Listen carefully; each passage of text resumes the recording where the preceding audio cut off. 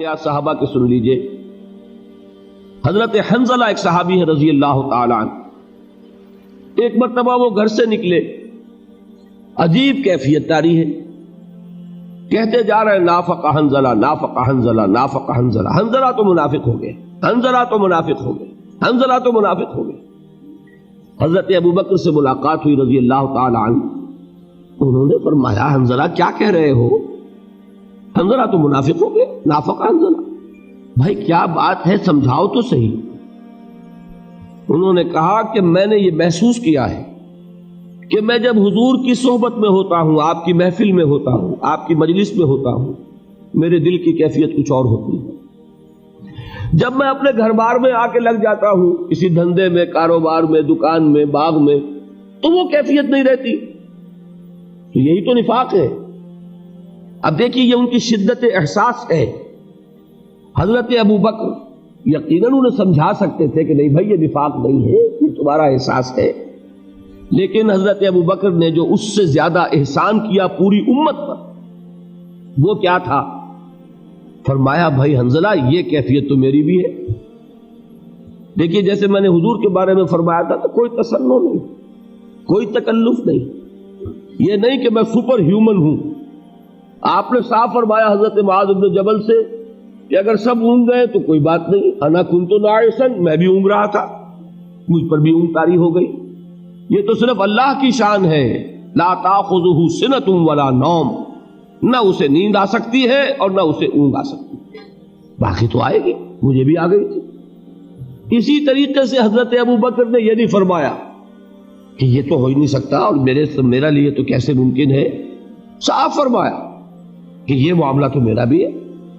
اب سید المومنین ہے تو چلو آؤ کہ حضور سے پوچھتے ہیں کہ معاملہ کیا ہے۔ میں اس کو کہہ رہا ہوں احسان، کہ حضرت اگر ابو بکر رضی اللہ تعالیٰ عنہ خود ہی سمجھا دیتے تو ہمیں حضور کی سند تو نہ ملتی نا۔ اب جب آپ لے گئے حضور کے پاس، اب جو کچھ حضور نے فرمایا وہ اب ایک مستند بات ہو گئی، مستند ہے ان کا فرمایا ہوا، اب وہ بات ہو گئی محمد رسول اللہ صلی اللہ علیہ وسلم۔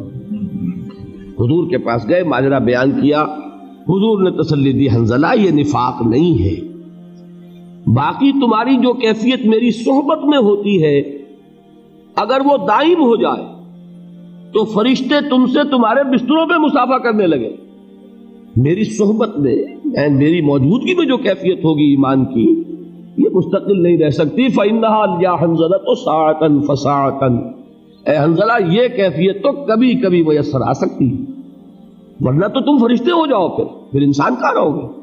فرشتے تم سے تمہارے بستروں پر مسافہ کریں گے اگر ایمان اور یقین کی وہ کیفیت مستقل اور دائم ہو جائے جو میری موجودگی میں ہو۔ تو اب اس سے بھی معلوم ہوا نا کہ صحابہ اس سے اپنے آپ کو بالکل محفوظ نہیں سمجھتے تھے۔ ان کے اندر احساس یہ تھا کہ وہ اپنے اندر جھانکتے رہتے تھے، اپنا جائزہ لیتے رہتے تھے۔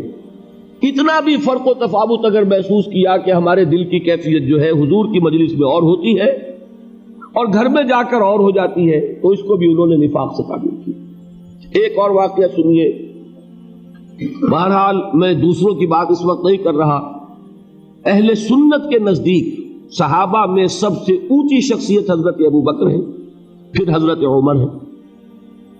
آپ گویا کہ سیکنڈ ٹو ون ہے نا، صرف ان کا یہ واقعہ سنا رہا ہوں آپ کو کہ حضرت حذیفہ ابن یمان ایک صحابی ہیں رضی اللہ تعالی عنہ، حضور نے انہیں کچھ منافقین کے نام بتا دیے تھے۔ یہ واقعہ بہت اہم ہے۔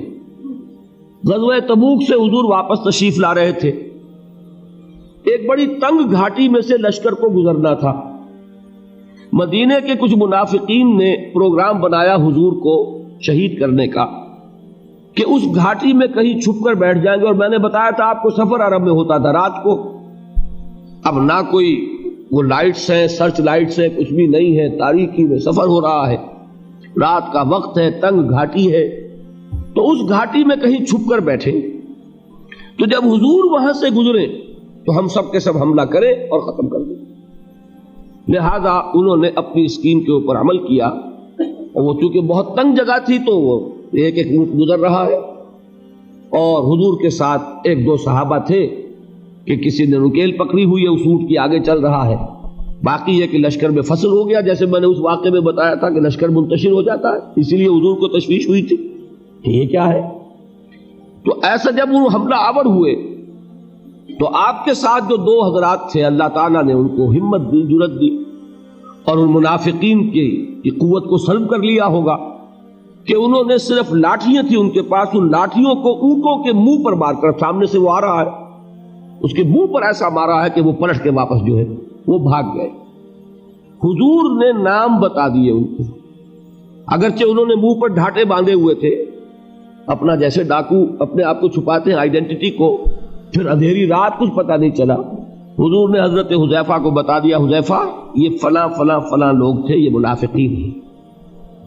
یہ کہنے کے ساتھ ہی آپ نے منع کر دیا کہ دیکھنا یہ نام بتانے کسی کو نہیں۔ کیوں؟ وہ میں بتا چکا ہوں آپ کو کہ منافق لیگل اینٹیٹی نہیں ہے، منافق بھی مسلمان ہوتا ہے، فار آل لیگل پرپزز، قانون کے درجے میں وہ مسلمان ہے۔ لہذا حضور نے سختی سے روک دیا حضرت حذیفہ کو کہ نام نہیں بتانے ان کے، میں نے تمہیں بتا دیے ہیں لیکن یہ راز رہے گا۔ چنانچہ حضرت حذیفہ کا نام مشہور ہو گیا صاحب سر النبی، یہ نبی کے ایک راز کے حامل ہے صلی اللہ علیہ وسلم، ایک خاص راز ہے حضور کا جو ان کے پاس۔ اب ان حذیفہ ابن یمان سے حضرت عمر یہ ایک مرتبہ سوال کرتے ہیں، یا حذیفہ تو انشدو کا باللہ، اے حذیفہ میں تمہیں اللہ کی قسم دے کر پوچھ رہا ہوں کہ کہیں میرا نام تو ان میں نہیں تھا۔ اب بتائیے کہ اس کے بعد کوئی امکان ہے کعب دیگرہ کے رسد اگر میں یا آپ اپنے آپ کو محفوظ سمجھیں تو مطلب یہ کہ پھر ہمارا کچھ طرز فکر اور ہے، ہماری ویلیوز اور ہیں، سوچنے کا انداز اور ہے۔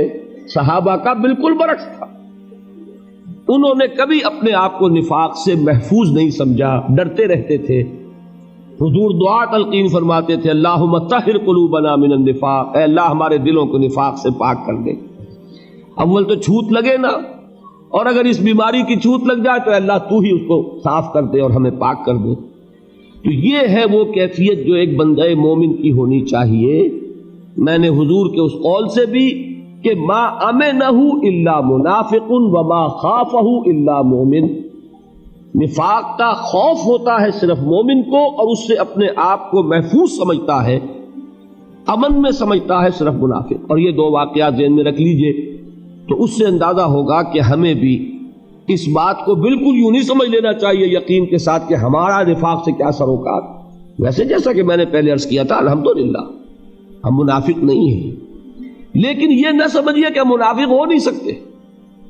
آج کی کیفیت پر اللہ کا شکر ادا کیجئے، لیکن یہ کہ وہ چیز ہے کہ جو حملہ آور ہو سکتی ہے۔